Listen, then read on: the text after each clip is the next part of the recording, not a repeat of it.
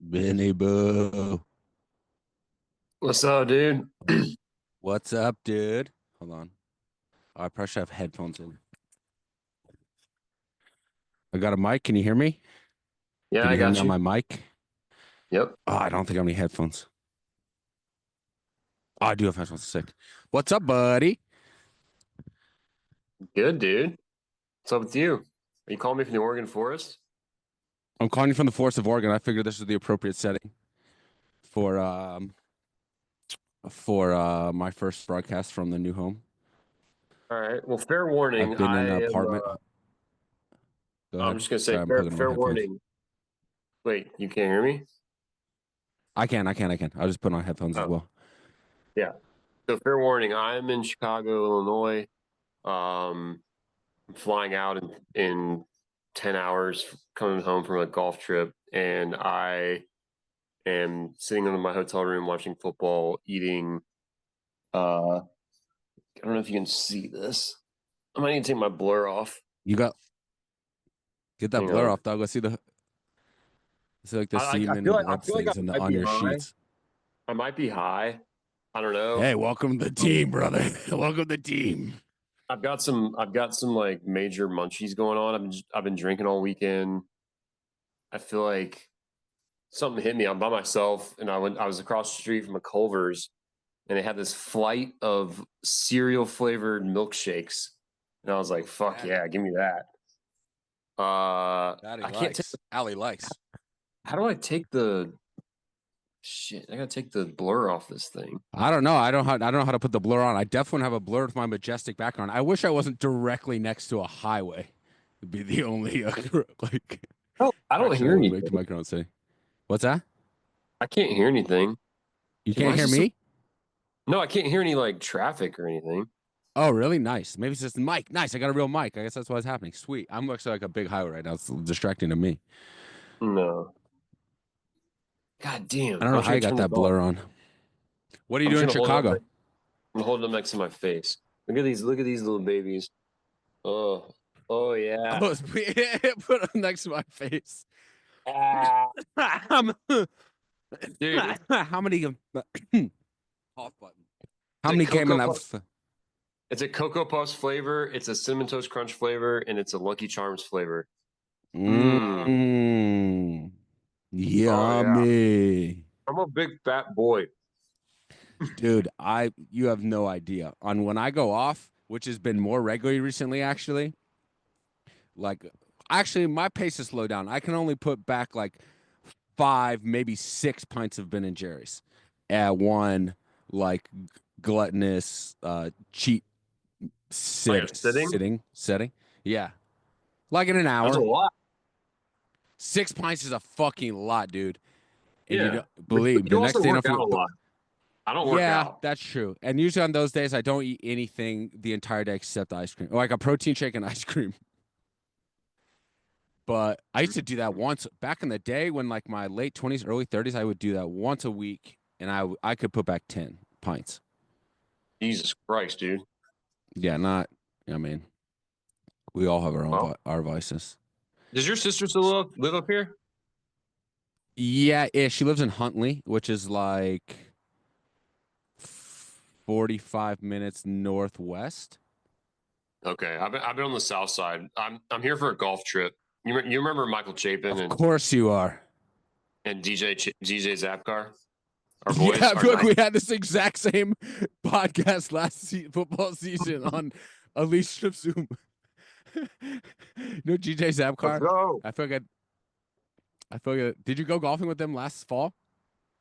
No, I actually missed that trip. It was 2 years ago. Oh, okay. I only see them on this trip, unfortunately. DJ's up in Rhode Island.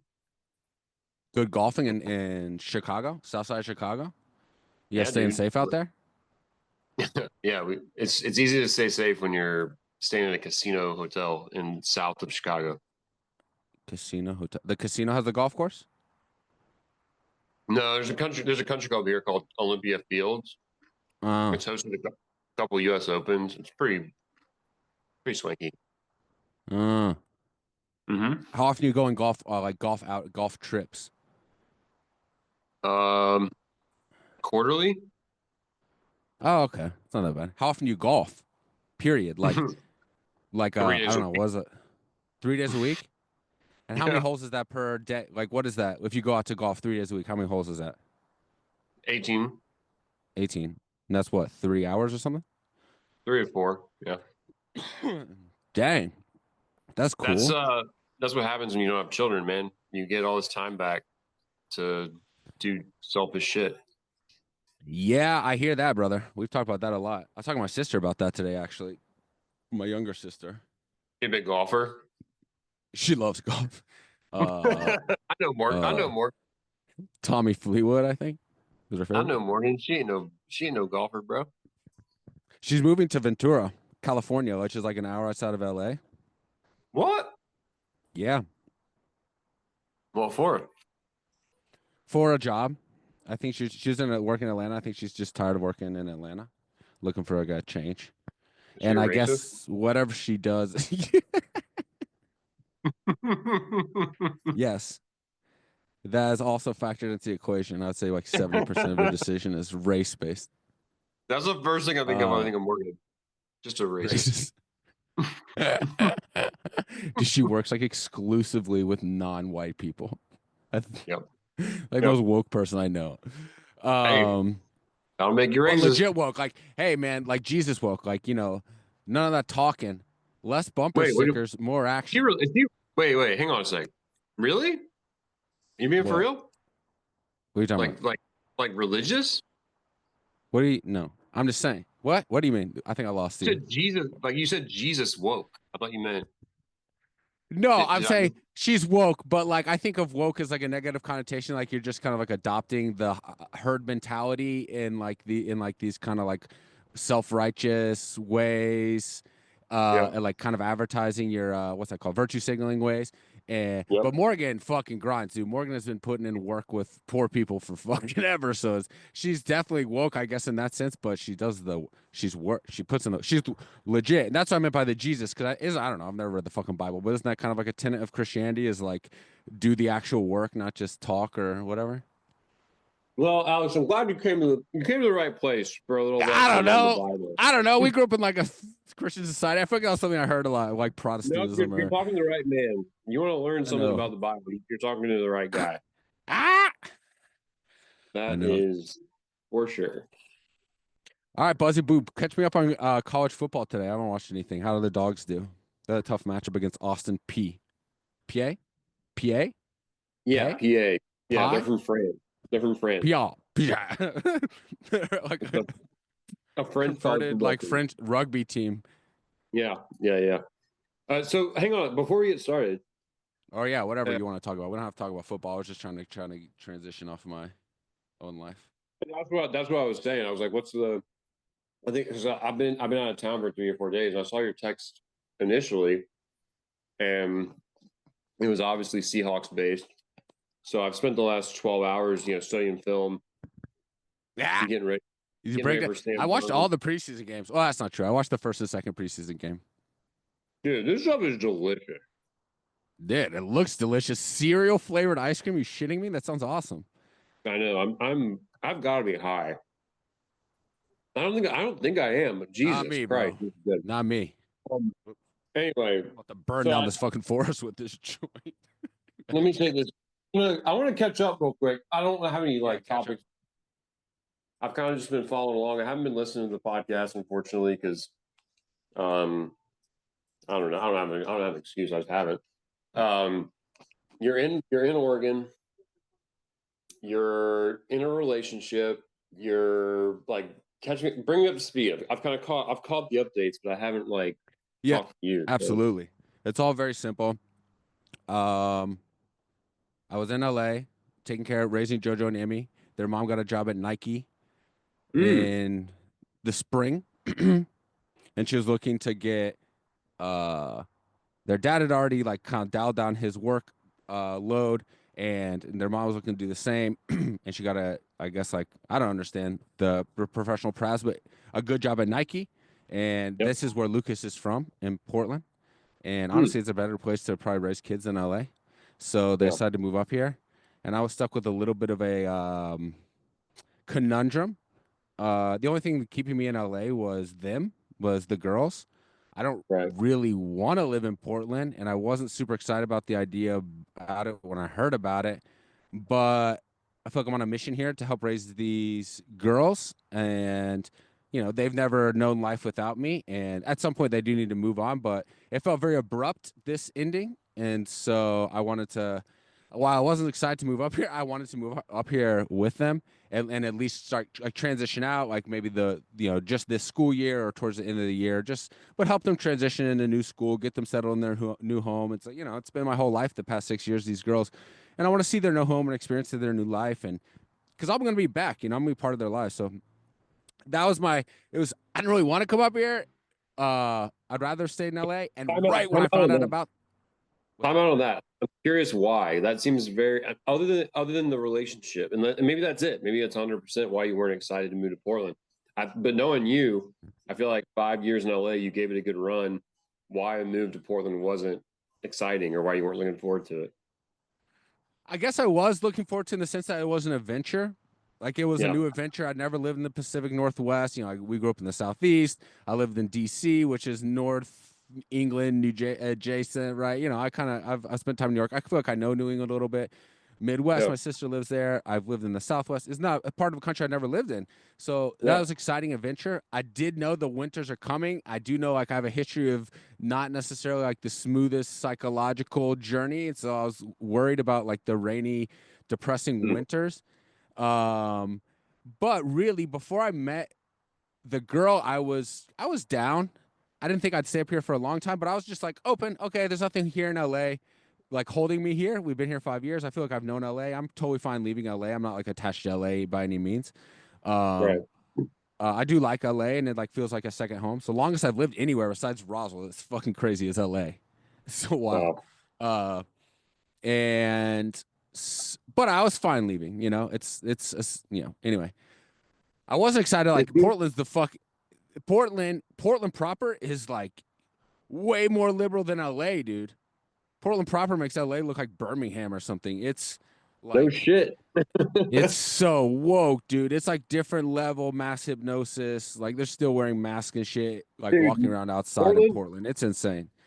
Portland, Oregon is what every conservative thinks every city is like. Every Yes. Trump, every Trump voter thinks that every big city is Portland. Like it is just your Yeah. stereotypical. It's beyond Dude, it's safe. beyond. And it's like fortunately, we live in Beaverton, which is like a suburb of Portland, Yeah, and I guess is a home of a lot of like big companies, and so the demographic is totally different. It's like suburb, dude. It's like a nice suburb. yeah, And I think that people with money are like also I think a lot different politically. Like people have something to lose in taxation and shit, and so I feel like actually here in Beaverton, it's like kind of a mix from like the political conversations I get in, like politically. But dude, yeah. Portland proper, I've only been there a few times, bro. It's like apocalyptic. It like Hmm. both from like if you're a conservative with like woke androgynous people everywhere, kind of blobby. I'm not trying to be a dick, man, but it's bizarre how like similar these like blobby, like androgynous mask people are, dude, and they all look the same. It's weird. It's all like something is in the water.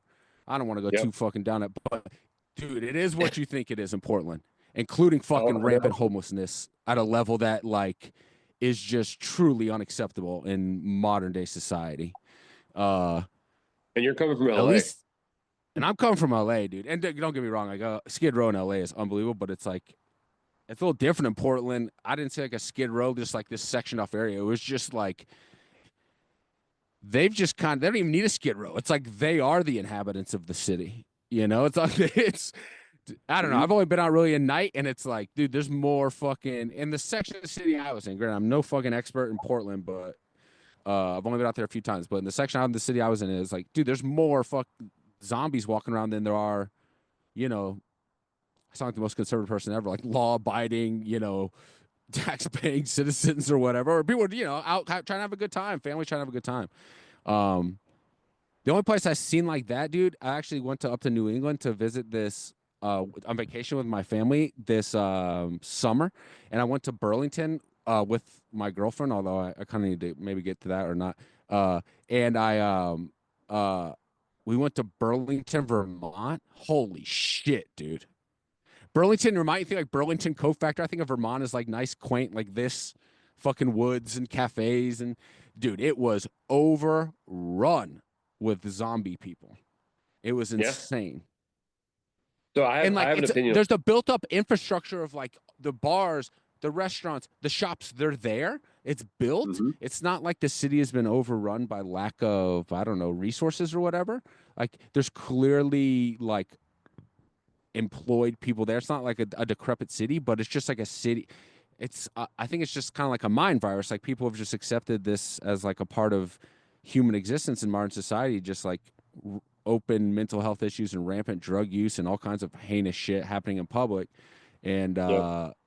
it's like obviously the more woke, woke, this like liberalism and this tolerance is I guess looked as some sort of like intellectual moral, I don't know, Superiority. high ground or superiority or something, when really it's like, man, that's, you know, we're we're killing ourselves as a species, kind of like allowing this. You wouldn't let your like son or daughter or best friend live like that or like accept that as a lifestyle without intervening. So as like a society, we need to use our taxpayer resources to intervene in some way. It doesn't have to be in some like super harsh, heavy-handed, criminalistic way, but it's like we can't just allow that kind of shit to happen in outside. Anyway, that's not what you asked me about. And I've ranted about this in the podcast 100 times. Like I'm all, dude, I like I'm all no for it. If you no. like paying apartment, if you have your own apartment or own private residence, dude, go do all the fucking drugs you want, get prostitutes, bang whatever, human or not like human, like do whatever you want in the Non-human. privacy of your own home.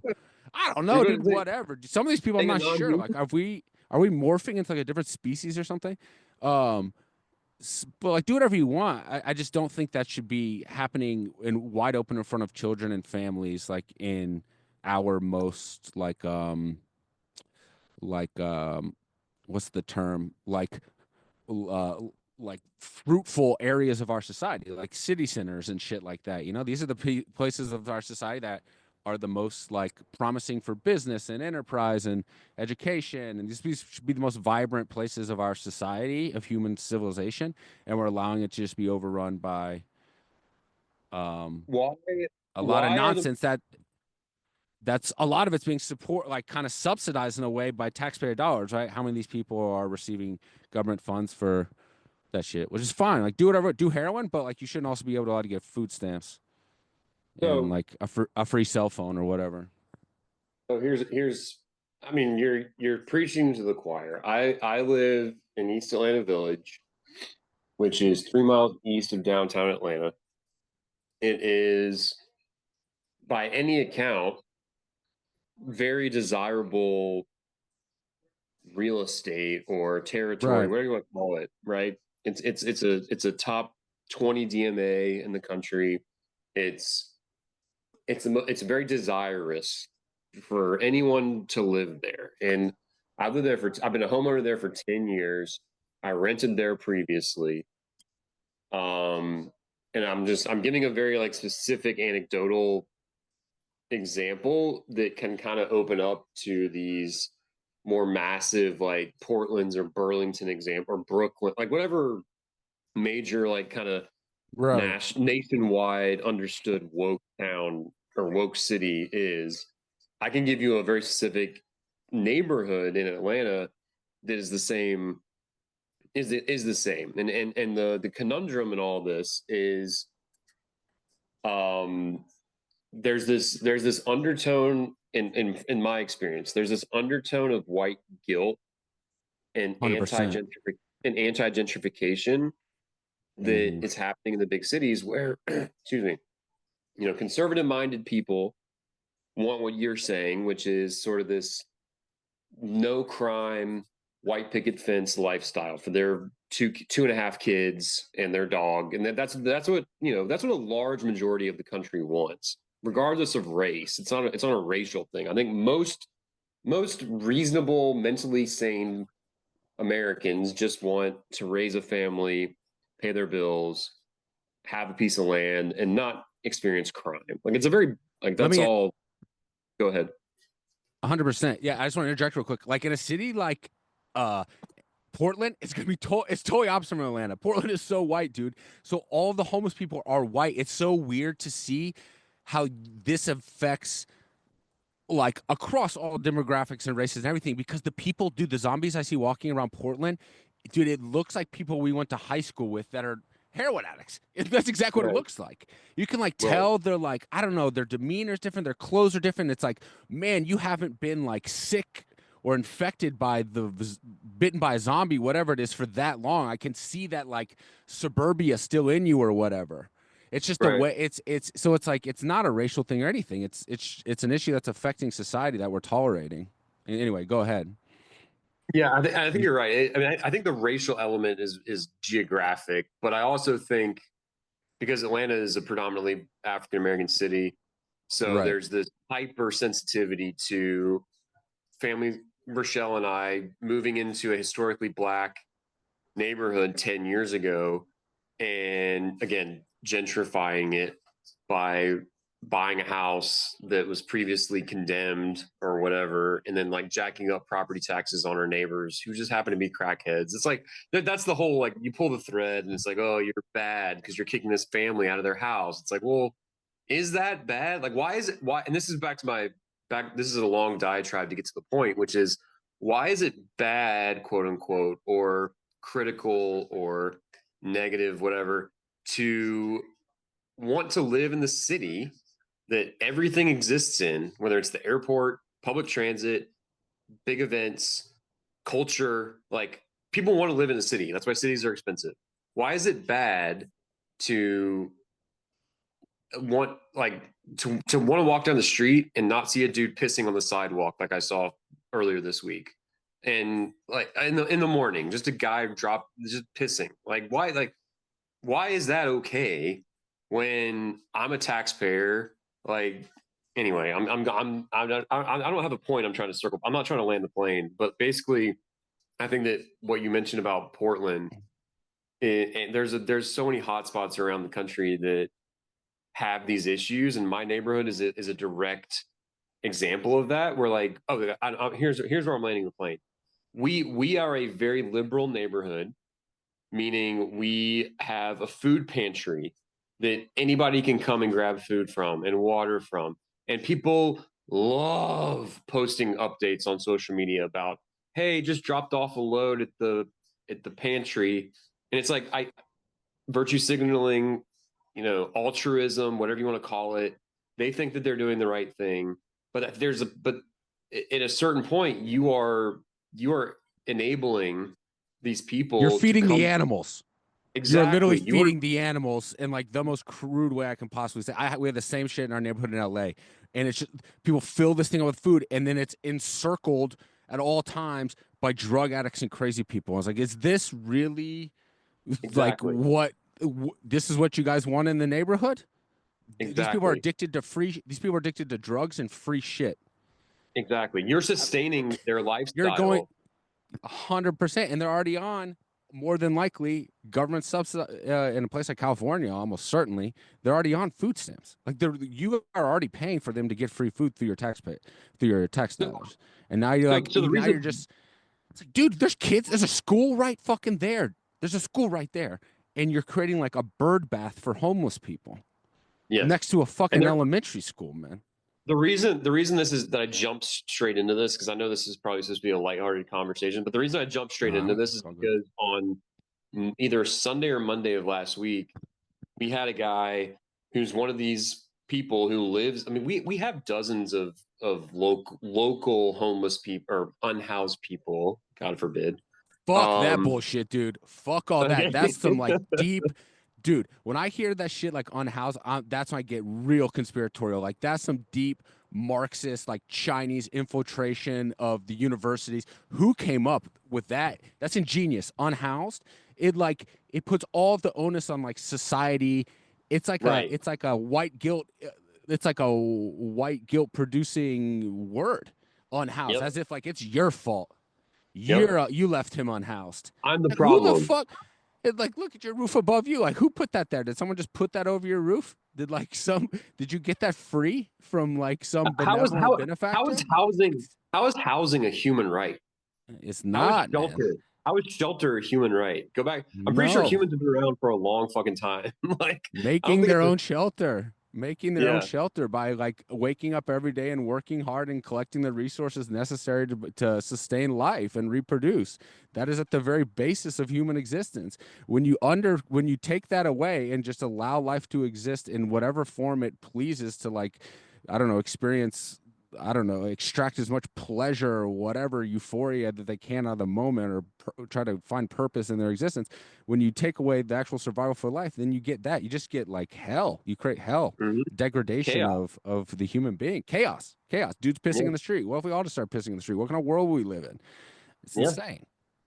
So back to the point. This one of these guys that I've seen across the neighborhood for years and years was shed hopping, like looking for shit to steal in our backyard neighbor's house. He hops a fence into our yard and is just like trying to escape because he got caught. I didn't catch him, but I got a text from our neighbor saying, "Hey, do you have any security footage or whatever? A guy just tried to like rob us, and I scared him off. Blah blah blah." And it turns out this dude left a container of mixed nuts that was clearly from the pantry I mentioned earlier. So we are like, I have direct like connection between our neighborhood being supportive and enabling for these individuals, and then them coming and robbing us because we live in this neighborhood. That's what And you it's just get. that's what you get. Exactly. Like, what are we doing? Because I've had this fight before on social media, which is a losing battle, where I've just dropped a suggestion of like, hey, I understand everybody's like ostensive goal with this food pantry, and I know in your heart of hearts you're trying to do the right thing. Are we being too supportive of these types of individuals who literally subsist on this whatever this is, whatever this white guilt thing is that's permeating the culture in these cities? Like, we are just inviting more people who are on hard times and struggling, that are desperate, into our neighborhood. We're just inviting people in, and it's not only that; it's the crime thing is a different conversation, because what like the policing is just not like, they're not equipped to actually handle these individuals, quite honestly. But anyway, like, are we just adding, like, you Who go to other is? neighborhoods, right? But you go to other neighborhoods in the city, more affluent, more white, if you know, whatever. Like, they don't have these issues because they don't have free food pantries. They're not like They're not just tolerating it. If there was a exactly, homeless drug addict walking around the street, the cops would be called instead of right. like giving free food. Exactly. But that's a bad thing. Like, you're admonished for that, like, It's publicly. insane, dude. It's because people want to advertise their what that I don't know. I guess people we lack I think what I don't know what it is psychologically, like where it stems from. I'm sure there's been psychologists or philosophers that have written like where does it come from? I think it comes from like a lack of purpose, I guess. It's like we're not fighting for our survival anymore, really. Like if you have like a nice accounting job or whatever, like, and you're living in your nice house and you're not really like struggling, but you see other people struggling, it's like, I don't know, standing up for them or something gives you like purpose or moral superiority. It's like, I don't know. We're not like Yeah. climbing to the top, competing with one another anymore because we're not like fighting for survival. So we have to like compete morally. I don't know what exactly it comes. It's also an indoctrination in the universities, I think, to a large extent. That's how I felt coming Yeah. out of university, was like guilty and uh yeah, like the government needed to help everybody. Maybe that's just my area of study, international affairs, and like the professors that are in that kind of field of study. But I remember feeling like kind of And that's also indoctrinated. UGA. That's also UGA, dude. Could you imagine going to school and Yeah, wherever the fuck? Like, you'd have come out as a social justice warrior and been insufferable. yeah, 100%, man, 100%. Portland, Jesus Yeah. Christ, dude. I mean, I wish. Anyway, I don't want to go down. But anyway, I saw these advertisements for like Portland State or something in the airport, and it's like Mm-hmm. some like student that they have on the like poster coming to Portland State or whatever.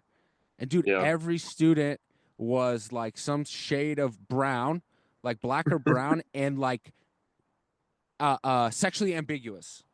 Uh huh. Yeah. every student on the poster is like they're creating this type of human, this like. And man, I got into it with my sister on vacation about this type of shit, the whole transgender shit. Not that brings us on another topic, but like, dude, I think you play that out. You're talking about the end of the human species. This makes me think like maybe it's engineered or something that like, if we're like getting rid of genders, which I'm seeing is like being advertised as once again like a position of virtue, right? To Yeah. be genderless or whatever the Not getting fucking rid of non. it, adding more genders. Okay. Anyway, it's rampant, dude. I'm just saying, like we're muddying the waters. Yeah, That's all. we're muddying the waters. It's like of what like is like right and wrong, black and white. It's like it's okay to do heroin, openly inject heroin and fuck some dude in the ass in public. Honestly. Yeah. And like if your little girl sees that, you like kind of turn her the other way and give her some story about Well, what's it it's your called? job. Endemic racism or something, whatever it's called. Yeah, it's your job to explain to her. You're the parent. You're the one who's supposed to explain. Institutionalized racism or whatever. Yeah. Fucked up. Oh yeah, yeah. Dude, that story about the dude and the nuts from the pantry and the dude robbing you is like pretty fucking I classic, mean, emblematic. it's Like yeah, just like there, that's it. You could not sum up the problem like yeah, much more clearly than that. yeah. And he That's lives like in when like that's like when Obama got caught like selling. I don't want to say it was Obama. It's under the Obama administration. People always just like blame the president like he's the one orchestrating all this. But during the Obama administration, the Fast and Furious mission where they got caught like selling guns to Mexican cartel, and the Mexican cartel is using those guns to like kill FBI agent or federal agents or whatever. What the fuck? whoops. It makes no sense. Like you're thinking about this either like too little or too much, but you're thinking about this in the wrong way. You're not like seeing the clear picture here, like where this is leading. You're not seeing where this is gonna go. Um, It's just funny. It's funny too because I think a lot of the people that fill up those pantries live like a mile or two away from the village where I live. I live stumbling blocks from the village, so we're the ones that deal with all the bullshit. And there's these little pockets of people who sit on their ivory towers, in quieter streets of the neighborhood, and they'll venture into town and do their good deed for the week and pat themselves in the back. Again, like right. I'm not blaming them. Like they're not ill-intended people. It's just Correct. it's just they're so brainwashed that like if I'm any like there's no That gray. Lucas What? Where are you? I got the in the woods girls. Oh, behind you. I know you are. Just like all the way Deep down the in path. there, we'll find you. Okay. All right, we'll come. All right, peace. See you soon. Peace. is he calling? They were Was so he calling loud in from the a basement. playground? They're so loud in the basement. I was trying to get out of there. Where is he calling from? He's calling from the like park where I am. He's at the playground Oh, y'all of are the close park by. where I'm at. Yeah. That's Like hilarious. he's gonna be behind me in like 90 seconds. That's funny. Well, anyway, But yeah, we can dude, change. to We close. can change topics. Yeah, This is yeah, all I'll very change top. subject. This is all very top of mind for me. So I think it's funny that you're experiencing Portland in this way because I haven't been to Portland in close to 10 years, but I can only imagine how bad it's gotten post Trump. Yeah, it's totally different than I first time I came here was 10, 12 years ago, and to meet Luke's family right after we got done teaching, and the downtown Portland was not like that. It was like this Yeah. fun like hipster place, and now it's like just overrun by madness. It was like Portlandia. I feel like Portlandia is what Portland was. It's like a Yeah, totally. kind of a kitschy like hipster town, and now it's just like a fucking Totally. war zone. Totally. Yeah. Totally. Anyway, you want to talk a little ball or anything? Or should I wrap up my story? What was I saying? My story? What else? Did we leave it somewhere? I know you asked me about my life or something. Yeah, no, you cover you. I mean, you've been up there for what, a month? I've been up here for 6 weeks, and Yeah, the yeah. plan is to ride out till the end of the year, and then move back to LA. Oh, okay. Yeah, move in with the lady. Cool. Oh, okay. Okay. Yeah. Although we're in a bit of a, I'm not going to get into your personal business, but today's the first, like, you know, we're having a little bit of a rough patch right now. We're experiencing the highs and lows of long distance. Yeah, I So bet. shout out. Well, I'm sorry if I'm I kind of did anything. If you're listening out there, it's my fault. I'm sorry. that's I always love a you. good stance to take as a guy getting ready to celebrate his I love you so much. birthday. Yeah. Say again. What you say? I was gonna say that's always a good stance to take coming from a guy who's about to celebrate his 12th wedding anniversary. Yeah, daddy. Um. To a Anyway, woman. what was I gonna say? Yeah, so you're like super close to Mike now. Like I feel like if you're ever gonna make it as an assistant coach, you need to move closer Well, to dude, you want Seattle. to get into another uncomfortable subject? Like, I didn't really want to get into my personal life because the like a little bit of a rocky patch with the lady right now, and like I can't keep my mouth closed, so I want to avoid talking too much. Um, Oh no. but the Mike situation, I love you, Coach Mike. Oh Dude's the no. man. I love him so much. He's so inspirational. What have you No done? text responses in the last two texts. Uh, oh, Breaking my heart. shit. I guess I was gonna say Dude. it's busy. It's preseason. I usually get a response back in like a week. Uh, And the uh, last two, nothing. And when I went up there for training camp, I didn't, I never will reach out for the guy for tickets or anything like that. But I would love to see him, give him a hug, and just tell him, like, dude, I'm so proud of you. I love you. I think it's just so cool that he's fucking coach of the Seahawks. It still blows my mind.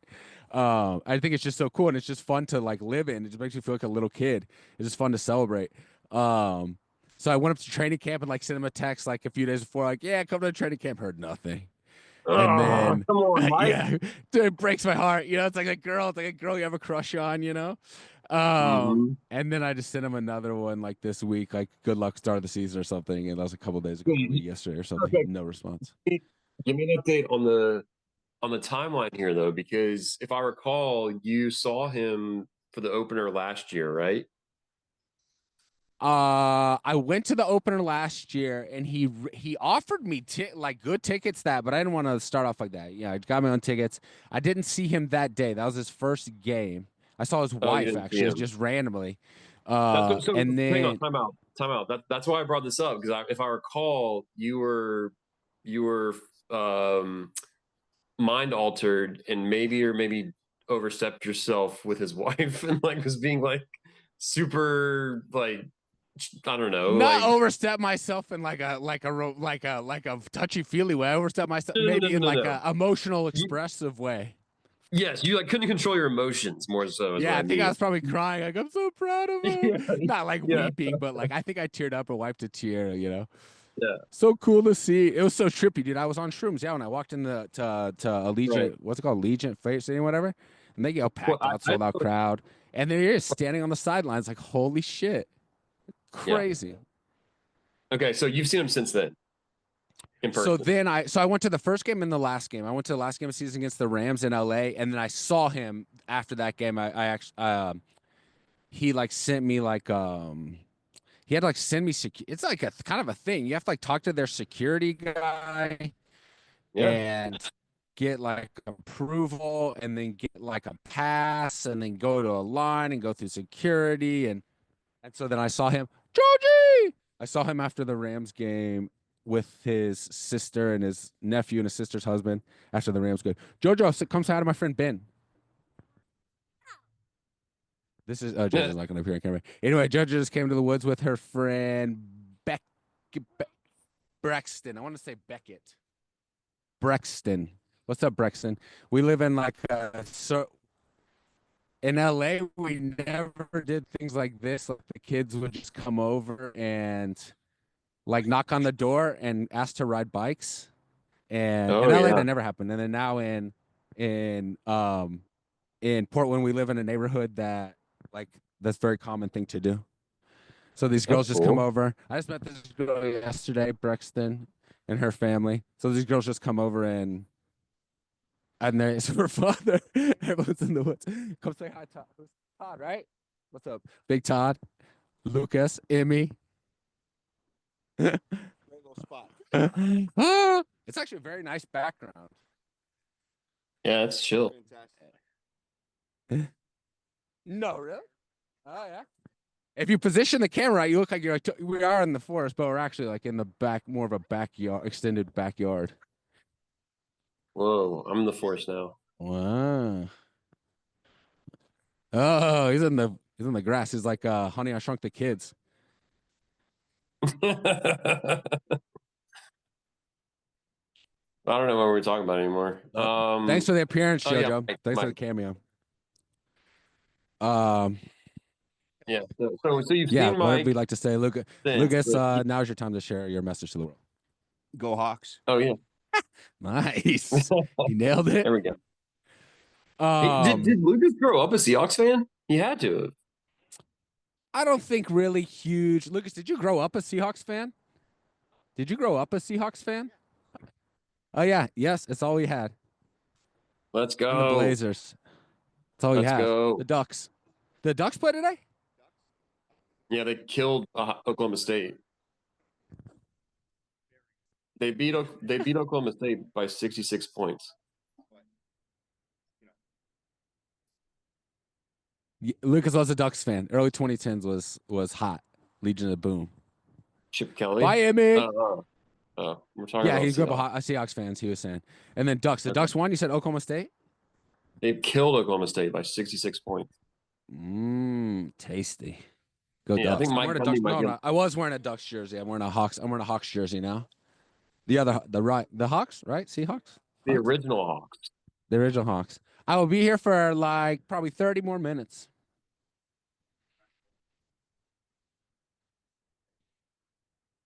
See you, ladies. Thanks for saying what's up. Bye. All right, don't worry about Mike. He's trying to win a Super Bowl this year. Dude, he is trying to win a Super Bowl. Yeah, so Mike, I love you. That's it. Yeah, I love you. Go Hawks. That's so it. it- so, Go Hawks, okay. baby. So I'm at this trip with DJ and Michael, and obviously DJ knows Mike really well. And I told him this story, and it's so true. Like as his career has progressed, and as he's gotten more and more successful, our friendship has gotten way stronger. Like for people, for people who talk to me, right? It's like when he was a position coach in Baltimore. It's like, oh yeah, like this guy I went to high school with, and he's like a linebackers coach for the Ravens. Like it's kind of cool. And then he gets the DC job in Michigan. I'm like, yeah, like my good buddy from college and high school. Yeah, he's like the DC for Michigan, no big deal. And then he gets the DC. Did he go? He went from DC Michigan to DC Baltimore, right? Yeah. Yeah. So he gets the NFL DC job. He's like, dude, yeah, my best buddy is like one of my really good friends. And then he gets the head coaching job. And we basically grew up. We basically grew up together, and we. My mom adopted him. Yeah, we're basically like an the best orphan. friends. So I just want to put that out there because I'm Chavone put together a group for the Seahawks coming to Atlanta this season again, which is kind of funny, back-to-back years. And so we're going to go to that game. That's right. And I really hope I get to see him. I'm not expecting it, but if I do, I'm going to tell him that. I'm be like, dude, I have told everybody that you and I are really tight. So please, like, just acknowledge that. I'll just say I'm sorry. Like I've abused our friendship because I'm telling everybody that we're super close, even though we're not. But anyway, dude, I squeeze it in any conversation I can get. I squeeze it in. This dad, Todd, who was just here with his little girl Brexton. I met them yesterday, and he already knows that I'm like friends. Yes. I'm not even friends. I'm like, me and Mike haven't hung out in so long, but we used to be, friends or whatever. That's the only way that I can like show support for him that is like genuine, right? It's like, hey, I'm super invested in your success, dude. Like I know that we weren't 100%, man. And you were way closer with him than I was because I didn't come to Centennial till sophomore, junior year, and then we didn't really hang out much at all in college because Mike was on a different path than us. So it's like, but I still fucking hung out with him in high school and like feel like we kind of grew up together for a split second, and I'm just rooting like hell for him. 100%. I don't know how else to say that to him that doesn't come off as, what's the word? Like jock sniffy or whatever, right? Like I don't want anything out of this. I just want him to know, like, dude, we've got your back. Like we're in your corner, that kind of thing. Yeah, me So, too, dude. I want him to know that too. And like, I don't know, not like, I don't know how to put it. Like, but I can't text him I that want, because like because we don't because then it seems like I'm coming for something. And I don't. right, I right, mean, right, I'm not right, right. want anything. I just want to tell him, look, dude, you're the best. Like you deserve all this shit. Like you Yeah, yeah, deserve it. That's it. yeah, 100%. Yeah, that's my Anyway, message as well. And it's like it's inspirational, dude. And like, remember, because I'm sure he's caught up in it. Like today, it's his job, right? It's his job that he shows up to every day. But also, I try to like, dude, remember how fucking cool this is. Remember, just be like a little boy watching this on TV. yeah, yes. It's so Like cool. give And him. I still feel like that inside. I still feel like you make me feel like he makes me feel like Santa Claus is real or something, seeing that, it's something very cool and Yeah, inspirational that, that I just want to, express that appreciation. It's cool. It's super cool. I think that's our And job. Sorry, go ahead. no, you go. I was gonna say I think that's our job, and that's like our collective like responsibility to him is to take him out of that. I'm saying this like I haven't talked to him in 12 years, but I just mean like it's our collective job as his support extended support system to remind him, and I'm sure that his family does this too, but like I'm just saying like you mentioned it, like he's been grinding, he's been like it's his job, like he's in it, but like at some point, like a couple times a year, you just need to step back and be like, this is pretty sweet, like Fucking like unbelievable. Yeah. this is cool, man. Like pinch myself kind of thing. That's what we're here Mm-hmm. for. Like we're here to like Mm-hmm. we're living our boring ass mundane lives, and that's Mm-hmm. great. We find our happiness. But like, dude, and I know his job's fucking hard. I can't even imagine how hard it is. But like, Mm-mm. this is awesome. Like, Yeah. this is so cool. Like, Mm-hmm. anyway, that's it. And congrats. Like, congrats, man. Yeah, Congrats. Not that you've arrived, because like that's why he is who he is, because that dude's never gonna have arrived, right? That's why he keeps yeah. He'll never growing be and succeeding. satisfied. Right. Yeah, But like, congrats, satisfied every day, man. dude. That's I'm a fucking fucking loser. incredible. I'm a loser, man. I'm always Yeah. satisfied. I'm No, very dude. I mean, happy. go back to the original conversation. Go back to our original conversation about the type of individuals we were talking about to begin this conversation, dude. So like, the gamut of the human experience runs that full spectrum from fucking homeless zombie, like eating some dude's asshole for heroin, and like being Mike McDonald. So Exactly. we fall Exactly. somewhere between the two of those. Amen, dude. That's all we're trying to do is just, be more like Mike. That's it. 100%. That's exactly right. Be like Mike. We're all striving. We were striving to be like Mike at 15, and we're 37 and still trying to be like Mike. Well, okay, maybe you, not me. That's also kind of the theme. My broader message that I remind myself about this is to like honestly be like that dude. Because when I was 15, I was not like that dude. I've known Mike since I was like 9 or 10, and he's always Man, been the way he's been. And but that like the crowd that I ended up running with, you, Hunter, Lenny, was more of kind of without the cannabis, like more of like the stoner or whatever, slacker, funny guy crowd. And yeah, so we saw Mike, I did at least, I saw Mike doing all this stuff. If you'd have asked me when we were 14 what I thought this guy was going to be as like president or whatever, he's going to be I knew it was when we were 12 that this guy was going to be the best at whatever he chose he was going to do. If it was going to be, yeah, I knew he wasn't the athlete to play professional sports, but I knew if he wanted to be a coach, he'd be in the NFL. He'd be a head coach yeah, in the NFL or head coach in college. If he wanted to be in finance, he'd be CEO of whatever bank or whatever. If he wanted to do in politics, he'd be fucking president, dude. Seriously, he's that guy. yeah, And so I now see that looking back, like, oh, that's how you like experience success as a person is like focus, discipline, ignoring distractions, like kind of being above the herd or the noise or the nonsense, kind of above it all and keeping your eye on the prize and grinding. Like I see that now, right? But as a 12, 14, 15-year-old, whatever, I was thinking like, like not almost like dismissive of that kind of mentality. Not yeah, because I didn't respect it, but because probably in hindsight that like I was insecure that I wasn't that. And so it's easier to like be funny guy or dismissive of like hardworking guy or whatever. I love Mike. We were always friendly and good buddies, but clearly from like prepubescent friendship up until us turning into men, we deviated in our trajectory as human beings because he was taking life way more seriously at way younger of an age than I was. Yeah. And so, I mean, that's the message I like to learn now is okay, if you want to achieve a goal, like get the goal, sacrifice everything, stay focused, stay disciplined to achieve it. And it's like it's possible. Like you can become not, you and I now, or I mean, I guess anything maybe possible, maybe get enough Adderall, but like you can basically become anything you want. You become head coach of the NFL, That's really what we can tell our children now or whomever that you could achieve your dreams. Look at this guy. He did it. I knew this guy.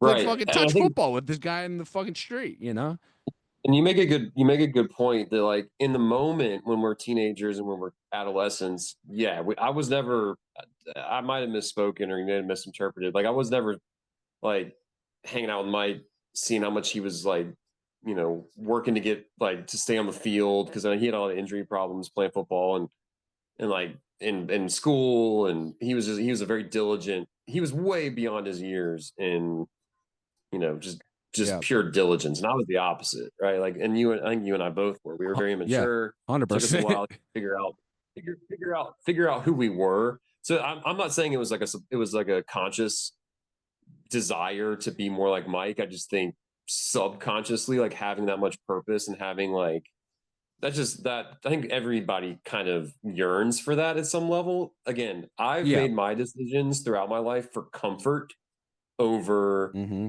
like, path of least resistance, if you will, right? Like just bare Yeah. minimum, whatever you want to say. Like that's just in my DNA. And Shout out Lenny. it's Shout out Lenny Bluestein. shout out Lenny. Amen, man. I'm just kidding, Lenny. I And love you, buddy. I love you, Lenny. it's just like uh people are just built different, man. Like Yeah. people like I've had goals, but saying you have a goal and then like and I work hard at some of them and I work hard and throughout life, but like when you're that committed and you're that undeterred, like you said, it's just inevitable. It's just like whatever this guy wants to do, and anybody, not getting outside of Mike, like anybody who's that disciplined can do anything. But if you're Mm-hmm. not, it's okay. But I also want to like be selfish here for a second and be like,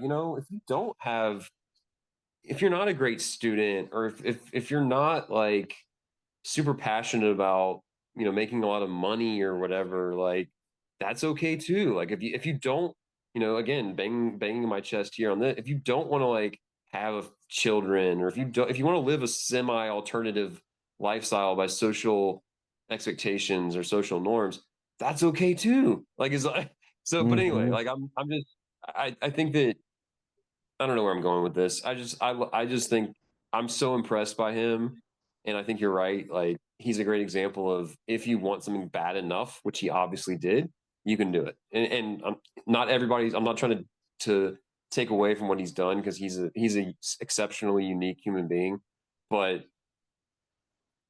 I don't know. That's it.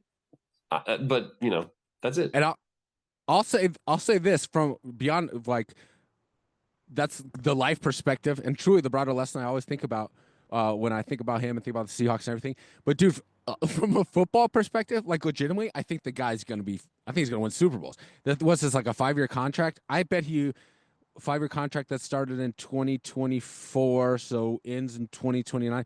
I think this guy's winning a Super Bowl by 2040 or 2030, excuse me. 2031. Like I think Absolutely. he's legit, man. I think he's Absolutely. totally legit. Dude, I I've mean, the seen only the everything. only This guy's the Midas touch. Everything he has touched since he's yeah. 9 years old turns to gold. All I can say, like, it's just like watching a stock. Like, I've been seeing this stock go like this for Hmm. fucking 25 years Yep. longer. Like, Yep. I don't Yep. think all of a sudden it's just not going to go in that direction. I think it's just going to keep going in that direction to the I mean, ultimate it probably prize in this realm. if that doesn't happen, it's not his fault. Like whatever, it's so hard to win Super Bowls, right? Like you need so much shit to happen, injury luck, play. Like there's Yeah, so many. I just, okay, I know the 2031 thing is like that's obviously a lofty projection or whatever. Then his first 6 years or whatever, however many it is, first few several years. Um, but he started when he's 36, man. It won't be. I feel like I'm starting to watch enough football. I've watched enough football where I can see a quarterback within one game and kind of know if he hasn't or doesn't have it, or more specifically, True. I can tell this guy doesn't have it. Like Yeah. Desmond Ritter or whoever this guy was for Alabama in that first game. I don't know how they did against Yep. my Warhawks today, but that guy in the first game, I know he's young. College is different. Right? There's more time to develop, but like in that first game, after like one series, I was like, this guy does not have it. Like maybe Yep. I don't like maybe he'll have it later in the season. His first game of the season. I don't know this guy's story or whatever. I knew nothing about the guy, but I could just tell one series he's not gonna have it all game. Get this guy out of here. Like he's rattled. He doesn't have it. But you can see that with coaches too. Like, dude, this guy's got it. He's like this guy's not fucking around. He's like a serious coach. If it doesn't work out in Seattle for whatever reason, like, you know, the crazy part about these NFL franchises, ultimately they're run by one person. I think we forget that. Like, so like if there's an ownership issue or whatever, apparently the Seahawks are going to get sold soon. So if a new owner comes in, he might want a new coach. So you never know. But he's going to get another job. Like an even worst case scenario, things go terribly wrong for some reason, fucking plane crash or whatever. And like this guy is losing seasons. I don't seem bad. He's not going like he gets another DC job and then he'll be back in the coach, you know, back in a few years back getting like coach. He's not going to lose his job. He's going to be a head coach the rest of his career. I'm telling you. And he's starting when he's 36. So like realistically, 30 years of doing this. You know, 30 more years of this, easy. So he's getting a Super Bowl at some point.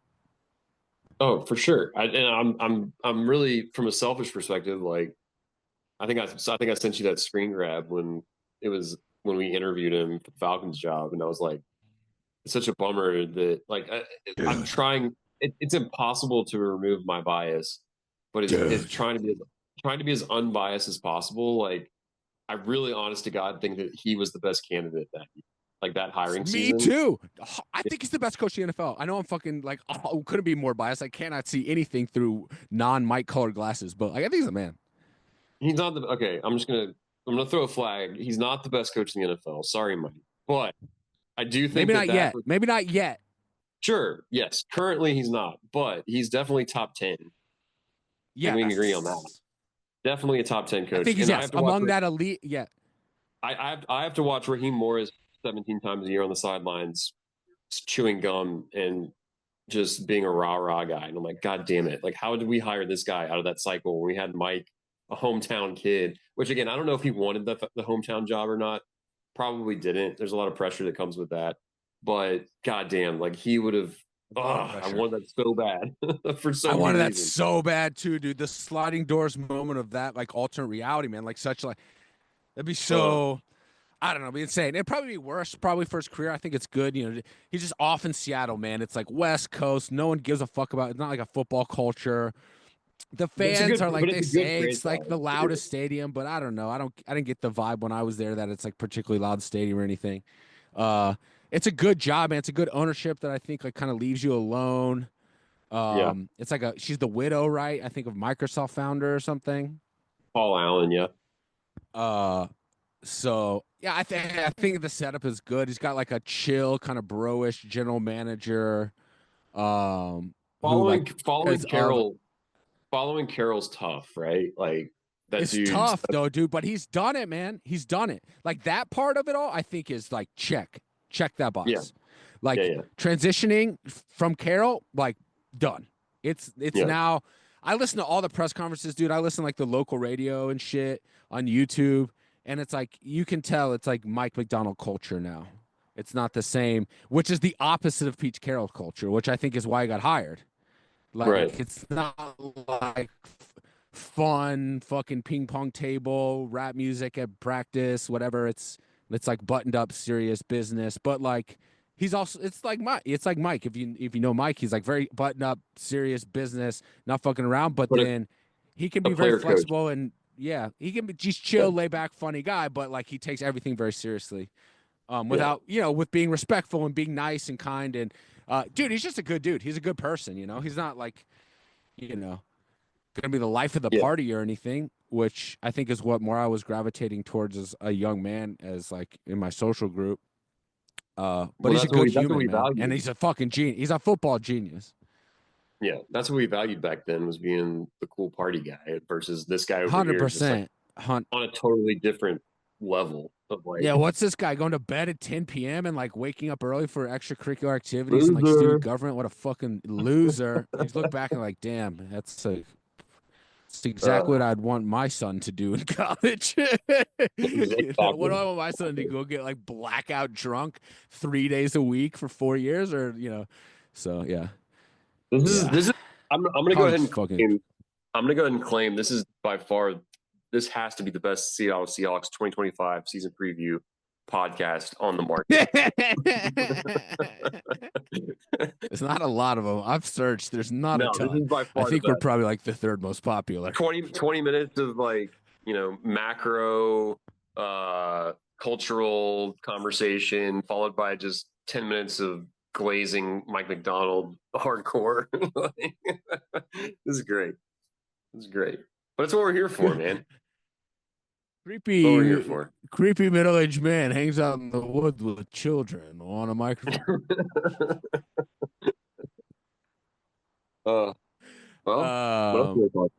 What do you think? Well, tell me about, or let's say Seahawks.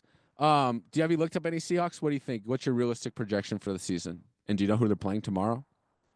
Well, I'm gonna be honest. I haven't done all 22. I'm not locked in. I don't do fantasy or anything. Do you like know that. anything about? Let's just talk. Like, what is their?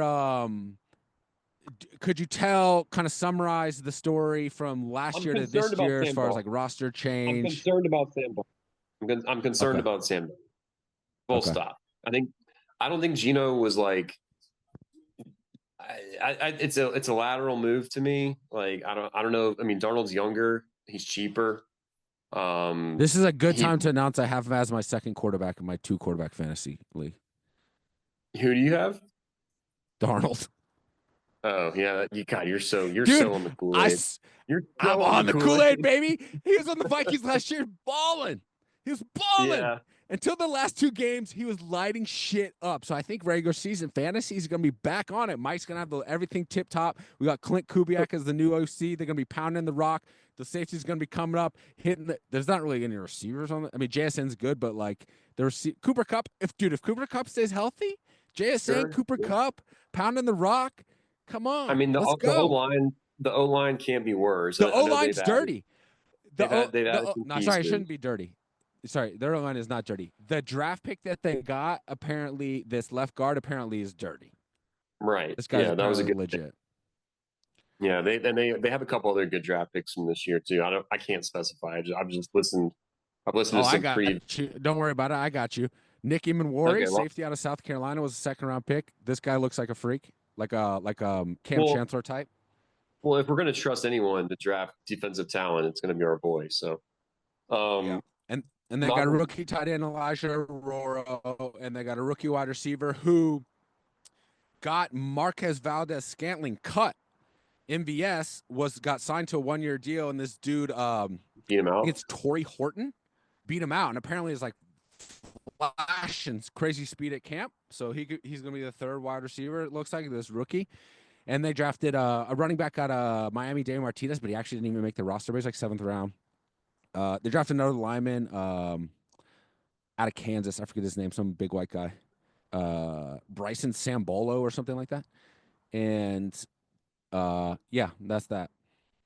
They got DeMarcus Lawrence on defense. Wait, what? D-Law, the defensive end. They from the Cowboys? Former 1st-round pick from the Cowboys, yeah. Oh shit. Yeah. Added to Coach Mike's D. That's a big deal. All right. So I mean, here's the basic way to break it down. I mean, they won 10 games last year with a Kleenex offensive line, and with all the his first year, like an average roster. Special education student as offensive coordinator. Sorry, I don't know anything about that guy. That was fucked up. I don't know anything about that guy, but I could tell Mike did not like that guy, Ryan Grubb. Yeah, I could tell Mike was not in on that guy, and like he did seem a little like He seemed like he's on pills or something during his press conferences. He's like Dude, totally out of it. Holy shit, what a catch. Sorry, I'm watching the Michigan game. This Michigan receiver just made a hell of a catch. So 10 wins last year. First year, all the stuff we just talked about, right? Like a very middle of the road, talent wise roster. First season, 10 wins. I mean, if you're just looking at that as sort of like the bar, and with Sam Darnold, like you said, being a good regular season quarterback, he played 15 games last year really well.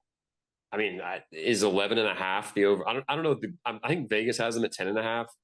I don't know. We're going over. But, We're going over the 10 and a half. We're going 11 wins. 11 and 6, yeah. 12 and 5. That seems conservative, right? One win better than last year. I mean, I haven't looked at the schedule, but I mean, the problem is the Rams and the Niners are like, the Niners are, I don't know if they're going to be good, but at least they're going to be healthy. Yeah. And the Rams, Stafford's a huge question mark, but if he can. Another good buddy of ours, another good college buddy of ours. They're a very good friend of ours. Yeah.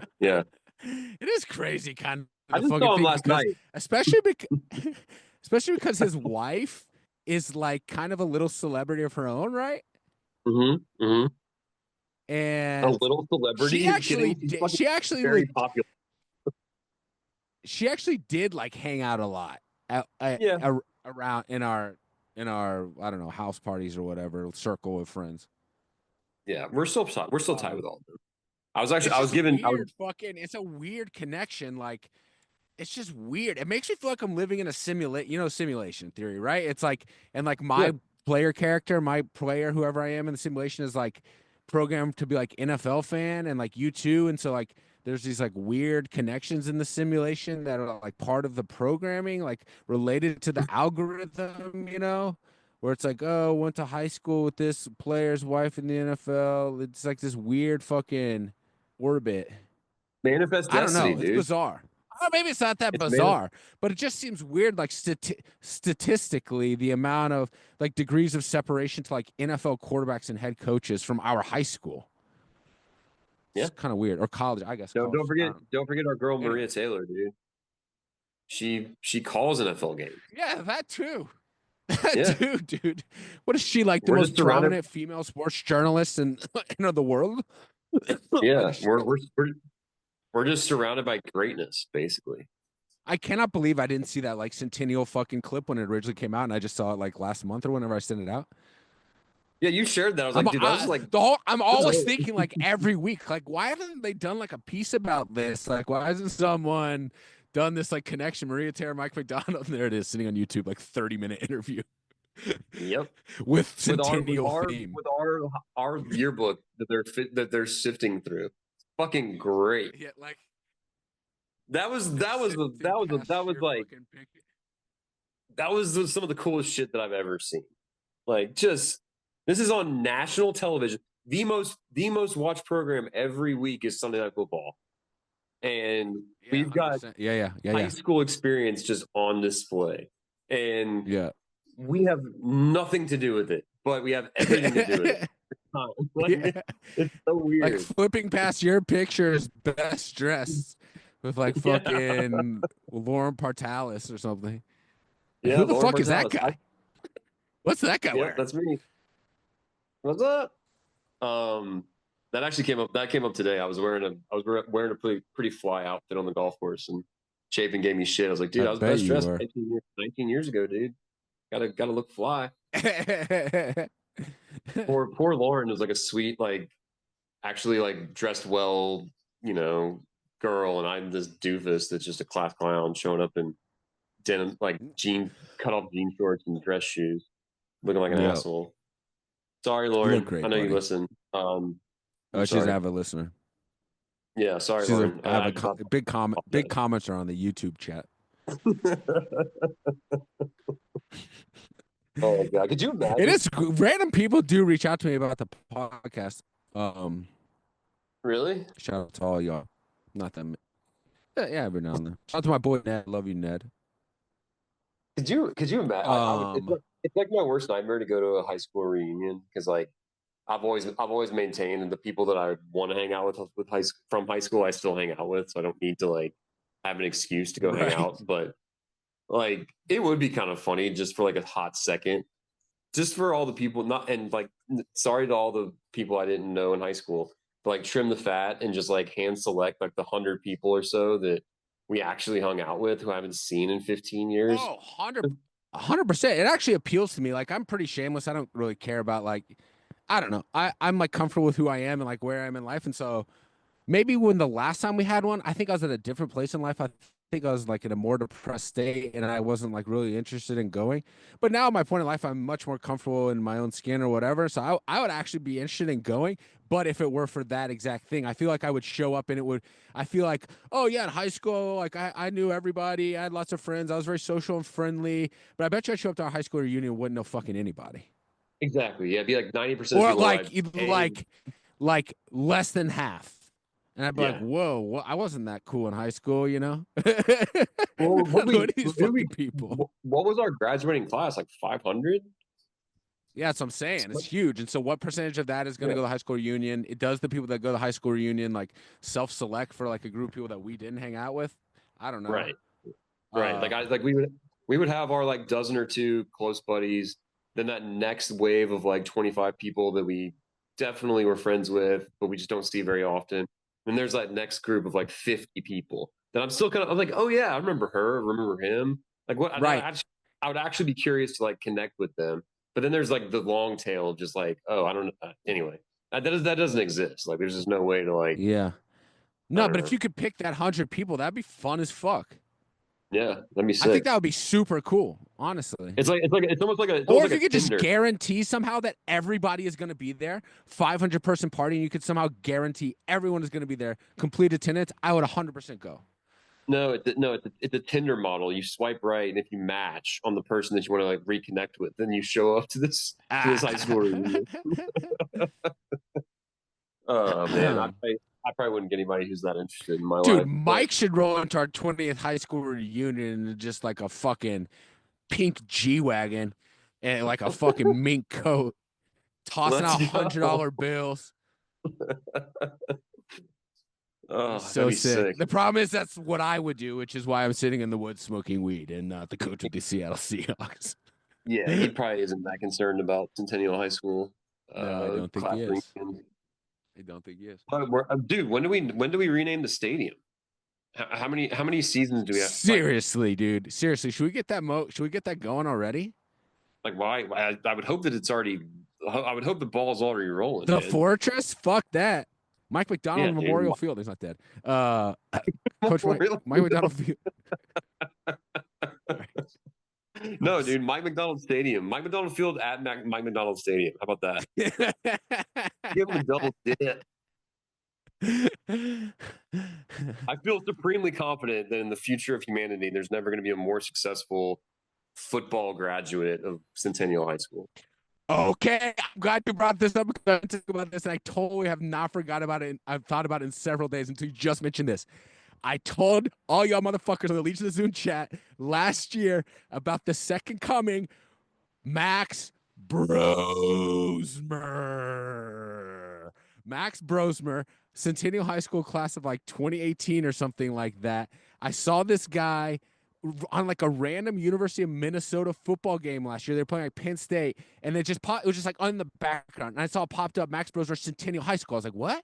And I started Googling this guy. He like went to New Hampshire, then transferred to Minnesota. I started watching his highlights and watching him play the rest of the season. I'm like, dude, I think this guy's got it. Like going back to like, I swear I can see some quarterbacks like, dude, this guy's got a chance.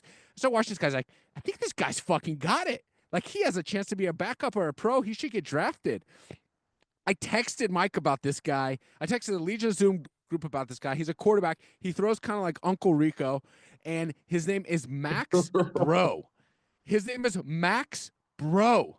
And he went to our high school, go back to like the simulation algorithm thing. Like what? And then back, even more simulation algorithm thing. I text Mike, Coach Mike, our Lord and Savior, about him at the end of the season. I said, dude, this guy is a knight, class of 2018 or whatever. Please, you and Josh Snyder, please take a look at this guy. He's got the quickest release since Uncle Rico. He can throw the ball a quarter mile. And he gave me the thumbs up, like, you know, icon or whatever. Emoji. Yeah, not the emoji, but like the acknowledgement. You know, like the heart or the thumbs up or the we can Oh, click on yeah. it on the Yeah. iPhone. I don't know if you have on whatever fucking government subsidized phone you have. Um, and Cricket so, Wireless. dude, so this guy goes undrafted, signed by the Vikings, and I watched the Vikings preseason too. This guy lit it up in the preseason. The Vikings had McCarthy, Brett Rippon, and Sam Howell, who they traded from the Seahawks during the draft.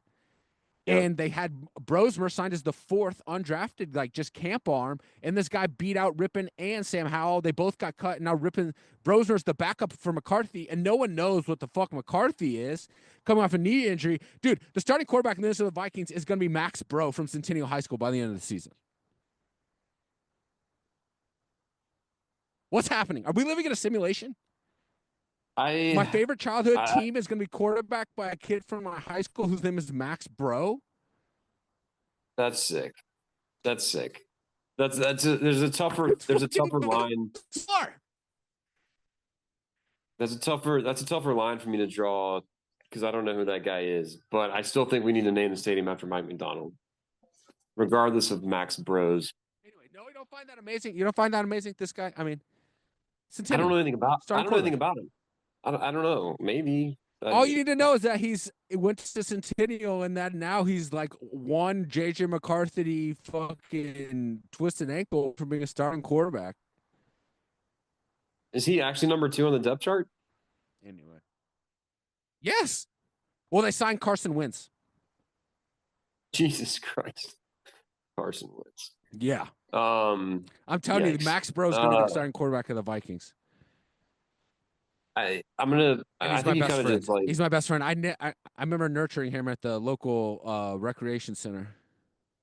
nurturing him in a rec center. That sounded weird. You incriminating yourself, dude? It sounded weird. After 45 minutes ago, like 2 small children appeared like over my shoulder from under this log I'm sitting on.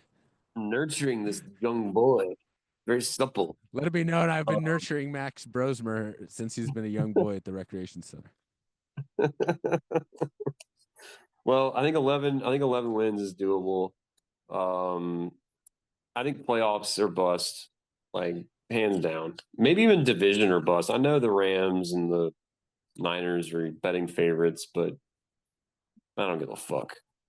Yeah, it's a 5-year contract. The way I tried to chart it out was like first season, winning season, second year playoffs, third year division, fourth year like championship game, fifth year Super Bowl. Fuck yeah, let's do it. So this year I think playoffs, like they win the wild card, or maybe the Rams or the I don't think Stafford's gonna stay healthy.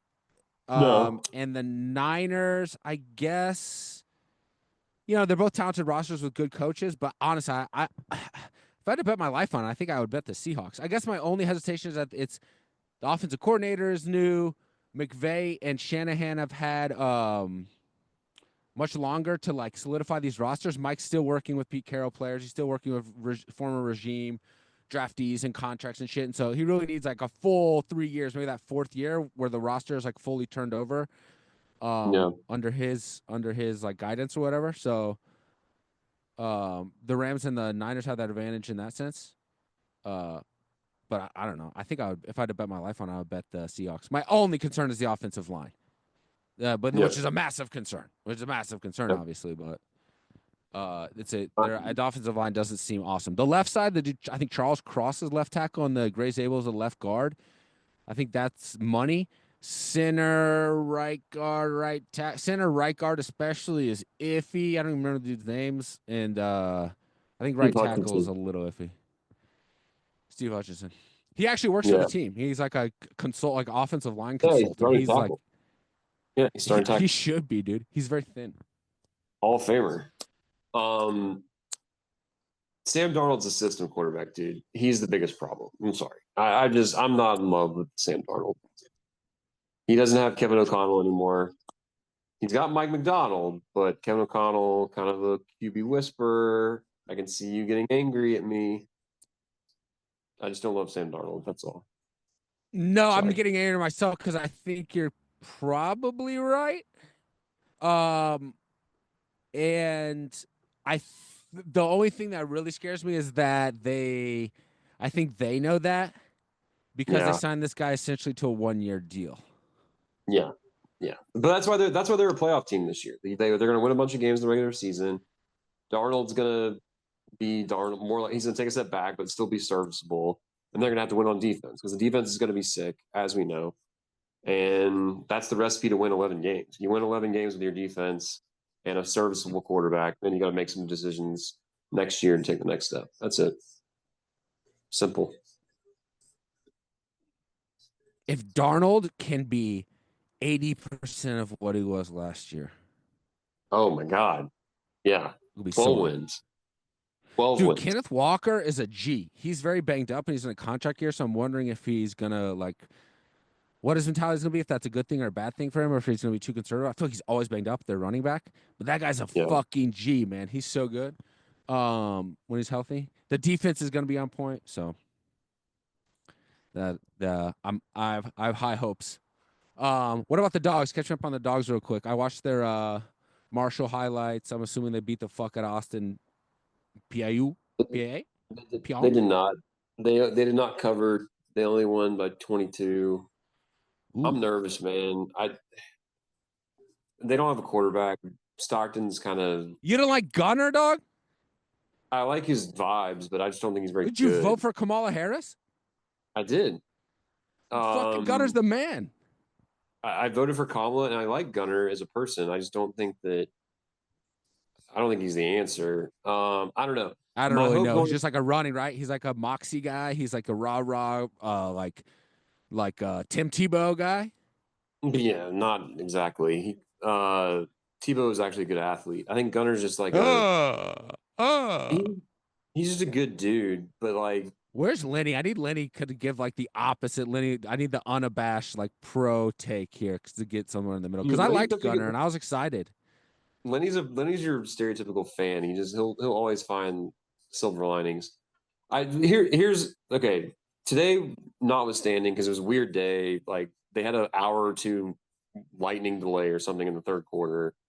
I didn't watch much. I only watched a little bit of the game. They got to win on defense. They got to go back to like Jake Fromm years and just dirty dogs run the ball. No, Stetson was good, man. Like I think that first year we kind of were surprised by him. Hey, congrats to Stetson. Congrats to Stetson Bennett. It appears he's out of rehab and so relatively sober, and he's the backup for the Rams or third string. I think he made the team. Third. I don't know. I watched him in the preseason, dude, and he threw like this horrendous pick. And then I meant to like chop up the highlights and send it to the group as like the opening text because he threw this horrendous pick, then went to make the tackle and got on the run back and just got obliterated. But it was so Stetson. Then the next drive was like the game-winning drive, and he like drove him down the field and threw like a fucking super Stetson Bennett roll in the pocket, like dart to the back corner of the end zone, and like it seemed like all the team loved him, and I was like, fucking Stetson, he's gonna get drunk as shit after this game. After a preseason win.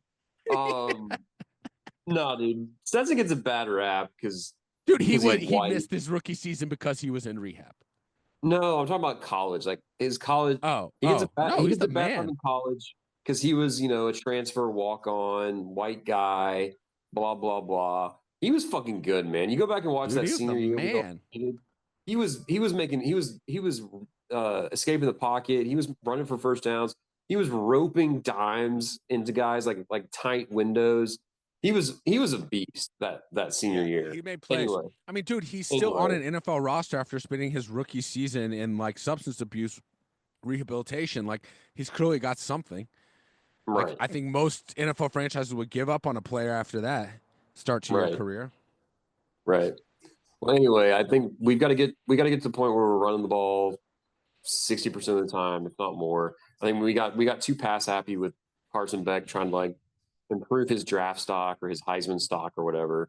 We got to get away from 40 dropbacks a game and just win games 30-20, 25, 24-20, that kind of thing. Because we got a tough schedule. We got to play Texas, we got to play Bama, we got to play Ole Miss. At home, right?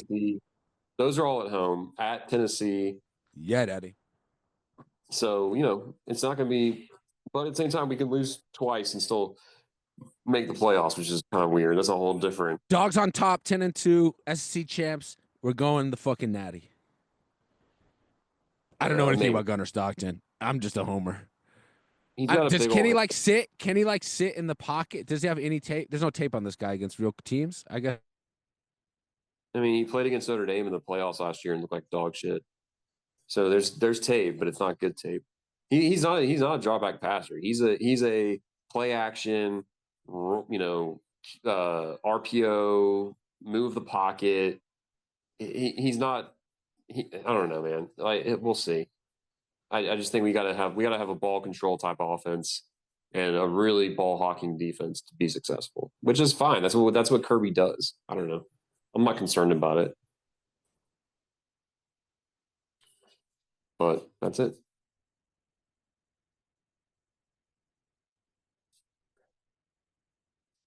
You there?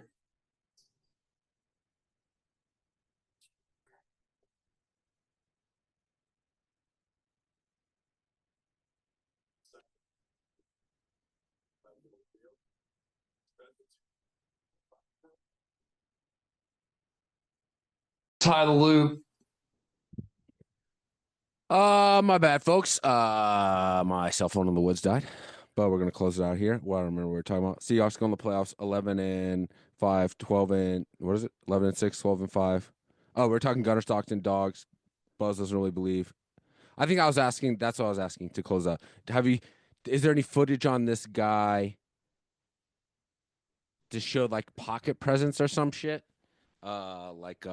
Is he just like a running quarterback scrambling, or is he like poised and composed in the pocket? Can he deliver a pass with like rushers? He's got a good arm. What I've heard out of practice is he's all fastball. So he has no touch. Like he kind of just zips it everywhere. I think he's got presence. I mean, he was a big time high school quarterback in Georgia as like a sophomore. So he's always had like intangibles and what you need in a quarterback. But I don't know, man. I'm not enough of a tactician to know if like Right. Bobo is really holding them back or if he's just everybody's favorite whipping post. People hated whipping Carson boy. Beck, dude. Well, He was a bad teammate apparently. okay. I mean, again, I'm judging. I'm a near 40-year-old man judging like teenage boys like through message boards, but like the word in the street is that Beck's showing up to practice in Lamborghinis and dating influencers on Instagram and just wasn't like a super good dude apparently. But Gotcha. who the fuck knows? He sounds like a good guy to me. This is great background. Now. He sounds like your jersey and hero, American dude. flag. Driving Lamborghinis and dating hot chicks. That's kind of like your thing. Sounds like my life. Yeah, pretty much. In my friend's basement. It's a temporary situation, okay? It's based on emotion. Emotional attachment. All right, doggy dog. Dogs will win 10. We'll win 10 games. We're good for 10. 10 SC championship. We're in the playoffs. Anything's We'll possible. make the SEC championship. We'll definitely make the playoffs because I think 40 teams make it now. So I think we'll be good. Is there like a stud backup quarterback? I think we recruited a kid who's not going to play this year, but he's a freshman. Puglisi is the backup. I mean, he's serviceable, I guess. I don't know. I'm not locked in. You need to invite like Jimmy on the podcast. I don't even know if Jimmy is as locked in as he used to be. Probably not. He's actually has a Me either, man. Honestly, like you're my main sports guy, but are we all kind of just fading out of sports a little bit? I'm definitely disenchanted. I mean, I fucking love it. I do. I'm just not as like wrapped up in it. You and I are on the same page with this, right? Like we don't live and breathe it anymore. But when it's on, it's not all consuming anymore for me. Like, yeah, I still love that. I still get butterflies on Saturday. Like last Saturday, I watched the entire 3-hour College Game Day to see Corso's last broadcast. I'm invested, man. Like I fucking love it, and I'm watching this Oklahoma Michigan game all night tonight. I don't care who wins. but I can't tell you like anything other than I hear on the Ryan Russillo podcast or something. As Right, far got as you. yeah, that's how I consume my sports these days. Got you. Yeah, dude, I was kind of on my way out except for MMA until Mike got the coaching job with the Seahawks. I was like, oh, I'm all back in NFL fantasy football. Let's fucking do it. Yep, yep. But honestly, dude, like that's what's kept it alive or like reinvigorated. I was kind of on my way out with everything, and I have such an obsessive personality that's like I really need to be careful with what I spend my time like consuming and stuff because I'll go all in and just like now I can like reel off the fucking Seahawks offensive lines. Like, why do I need to know that information? Like, Right. it's I go too deep. Once I find something I'm interested in, I just go all in. Um, so yeah, I do think it's time to start winding it down, following it more peripherally. Just I got some big changes coming up in life. Like beyond January, I don't know. Beyond this year, I don't know what I'm doing professionally. I'm moving in with my girlfriend for as long as everything goes smoothly. And like last night, we had like a rough patch, and that like puts everything in perspective. Like when you start like having everything's been going very smoothly, but then there's like this kind of real mini life issue where like it puts everything else perspective, and I'm like, what football? What am I spending time watching? Like I need to like handle my business as like a human. Yeah. Uh, so anyway, and that's also kind of what I've been tracking in the podcast thus far as in the off football off season is just like my week to week human whatever experience. Well, not to move past what you're talking about, which is more philosophical, but just from a following from a fan perspective, like the business of college football is just way too hard to follow. I It's can't even tell you like who's a recruit, who's a transfer, who's this, who's like it's like it's like a what is it called, like an arms race. It's so yeah, hard to keep up with. it's so hard to keep up with. They need to rein it in. They've got to be able to institute some sort of like regulation and shit. I like the players getting paid. I prefer the system over the old system, but they got to rein it in somehow. Where there's some sort of regulation into it all and structure and like kind of even the playing field, I guess, somehow, salary Yeah, cap or something. I don't, some sort of regulatory apparatus. Sports is the place for regulatory apparatus, I think, where you should like make the playing field even on purpose because it's for fucking right. fun. That's not what you should do in, real life, I don't think. Um, but yeah, it's hard to fucking track, man. But college football is more interesting. It does feel like more vibrant and dynamic than the NFL, doesn't it?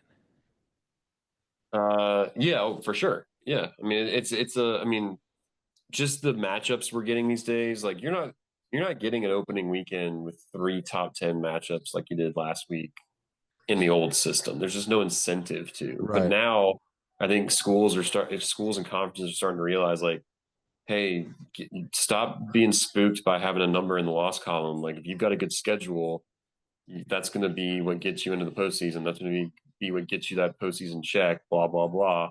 And so you're seeing those crazy matchups that there was just never an incentive for, right? It was Yeah. always four cupcakes and eight conference games every year, and that was Yeah. it. But now that's Yeah. gone, and you've got these like tonight, this Michigan Oklahoma game. I think I heard they've only played one time, and it was 50 years ago. Like Wow. these are two of the oldest, like most successful programs in the country, and they've only played one time. Like Wow. that's crazy. That's And I crazy. think on the whole, or on the surface, that's awesome. Like this is sick. But at the same time, like on the dark side of it is you've got this capitalization of college football, which has been going on forever, but now it's just so above board. It's like, what are we actually watching? Like, why am I rooting for Right. Georgia? Other than the fact that it's just ingrained in my DNA. Like, Yeah, like it I does don't. feel more ingrained though because you have the experience of like it being part of your life story. Yes, it's just It really is hard weird. to like explain it to people who aren't from the South. Yeah, super. Um, but yeah, college football feels hotter than ever to me. Even though it also feels rife with like chaos, it does feel like hotter, like a hot product, like it's cool.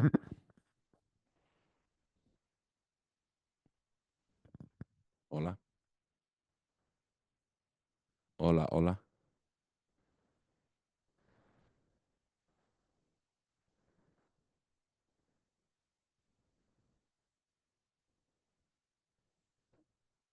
not sure if this is being recorded or not. But yeah, anyway, I was saying it's cool. College football is cool right now. Buzz is up late. I hope this last part's being recorded. We're gonna bid him adieu, bid him goodbye. I love you all. Life has proceeded. Here we go. Yo, sorry about that. Or I don't know who that was. That was you, always. Anyway, I was talking. Anyway, college football feels hot right now. And like shiny and bright and cool. I agree. All right, brother Buzz. Thank you, man. Yeah, dude.